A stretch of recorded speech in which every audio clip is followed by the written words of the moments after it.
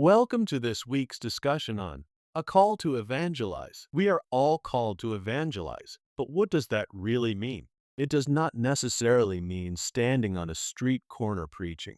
In fact, it doesn't even mean that words need to be used. Saint Francis of Assisi said to only use words when necessary. You may have heard the story of Saint Francis traveling through a town with a new missionary. Saint Francis told him that they were going to visit this village for the purpose of evangelization and that they were going to preach the gospel to this little town. After several hours of walking through the streets meeting and talking to the people they met along the way, the assistant asked, "I thought we were going to preach the gospel." Saint Francis said, "We just did." Evangelization is not just talk, it is action. We really must have faith. But words are not necessary to demonstrate that faith. People should be able to see something different in a faithful person that they do not see in those who have no faith. They should see our love by how we live. If you have a good friend, you should not have to say anything if you are in need. A good friend will answer your call before you make it.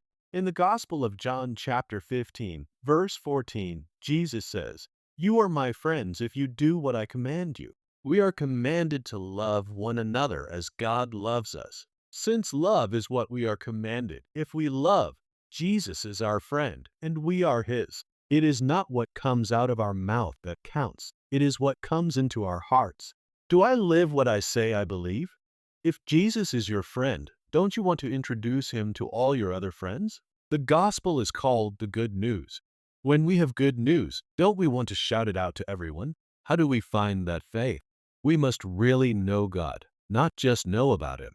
Satan knows about God, but he really does not know Him. Here is one example of how I was evangelized at Mass one Sunday. The priest came in early for Mass as he always did. He walked through the aisles greeting people by shaking their hands or a slap on the back, just being friendly and showing everyone that he is just one of us.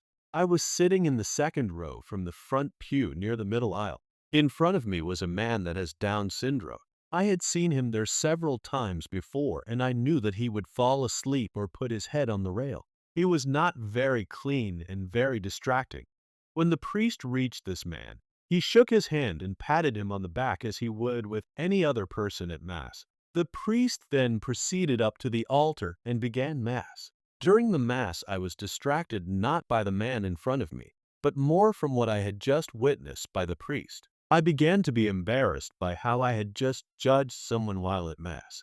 I had just been evangelized by the actions of the priest, not by anything he said. This man, as were all the rest of us, was created by God in His image and likeness. Jesus had died and suffered for this man as well as me, and here I was placing myself above him. I was changed by someone's actions.